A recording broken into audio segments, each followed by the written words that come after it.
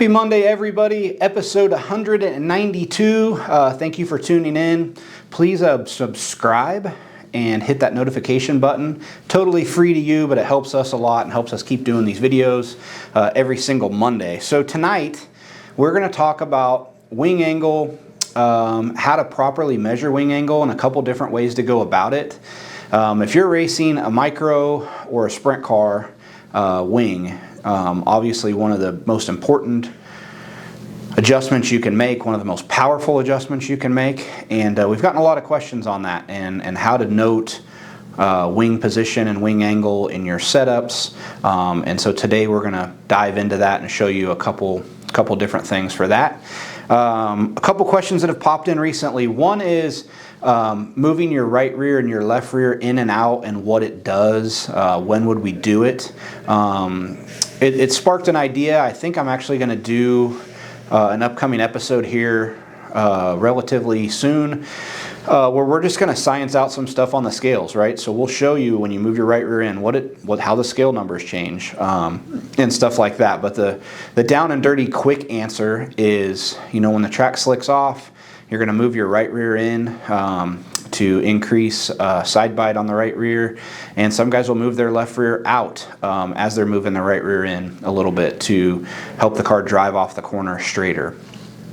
But we're going to go more in depth on that because I think that's a good question, and we've gotten some other ones where we could do some scale more in depth, like with a change, what it does on the scale to see that. Another question we got was wing sprint car racing. We did a video on how rebound affects your race car, and they wanted to know about reducing or increasing rebound in the front shocks as the track slicks off for wing sprint car racing.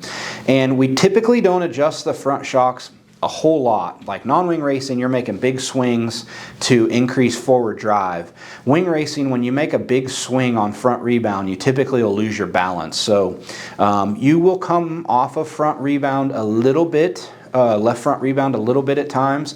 Typically you're not coming off of right front rebound at all because it'll make the car, especially as you get your wing back, the front, you'll lose the right front too easily. Some teams and drivers like to actually increase right front rebound when the track slicks off to help the car turn and keep the right front planted a little bit longer as you get the wing back. So great questions, keep them coming. Those help kind of drive our Monday morning quarterbacks and always give us good ideas for new topics. If you got something you want covered, don't hesitate, comment on the video on our YouTube page. We're always checking that, and also on the Facebook page. If you comment on one of the YouTube videos, I usually only look at those every few weeks and I try to reply. If it's something you need an immediate answer to, shoot me an email. I reply to emails every single day, and that's probably a more efficient way to get in contact if you need something soon. So without further ado, here is the shop video on key measurements to take on wing position, and then we'll jump back and close this one out. How's it going? We're back in the shop tonight to talk about how to properly measure your wing angle, a couple different ways to go about it, and a few key things to look at. Really all you're going to need is a digital angle finder. If you don't have one and you're a PitLogic user, there's a built-in one into the app. Sometimes there's an app you can get for your iPhone as well, and then a good tape measure. So the couple things we want to note in our setup is wing angle and then wing position for as far as forward to back. If you are a guy who moves your wing left to right, I'm sure you have an easy way to measure when you put a spacer in there, but most people are just angle and forward to back measurement. So the first thing, this car measures exactly the same left sideboard to right sideboard as far as checking the angle. So whatever I would check here, I'd get on the other side. I've verified that in multiple spots. Just make sure you're always checking your wing angle on the same side of the car. And then I just put the angle finder on the bottom edge of this so you can see we're 20.5 degrees roughly. 20.3, 20.4, something like that.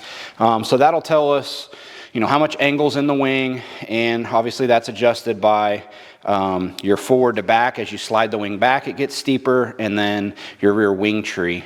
We'll walk around to the back of the car, and so if you wanted more angle, obviously you raise your wing tree. Another measurement is just getting your center to center on the wing tree.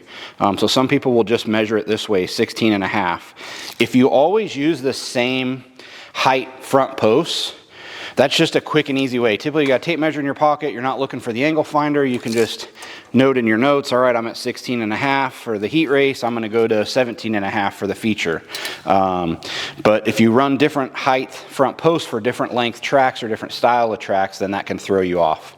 The other way, for forward to back, you can do the same thing. You can measure center to center on your sliding rod, or you know, if it's a sprint car and you got a wing ram, or like an Outlaw Micro and you have an electric motor, same thing. You're just going to measure center to center. I'm 13.5. The other way that I like to do it is just measure how far back I am. So if I back here at the back slot of the wing, that would be all the way forward. So I literally just measure that. Right now I'm 3¼ inches back. So in my notes I could say I'm 3¼ inches back from all the way forward. So a couple different ways to measure it. The important thing is that you measure it the same every time. You note that in your notes so you have a good idea on where your wing should be for given track conditions. Thanks for watching. We'll close this one out and be back again with you guys next week. All right, I hope you got something out of that video, and again, keep the topics coming. We'll be back with you guys next week at 9 o'clock. We're doing them every Monday night at 9 o'clock, so don't miss them. Share them with your friends. We do these to help everybody. You know, you might not get something out of every video, but we hope you're getting a little bit of information and just seeing things maybe differently than you were taught. And again, thanks for tuning in. Hope you guys have a great week.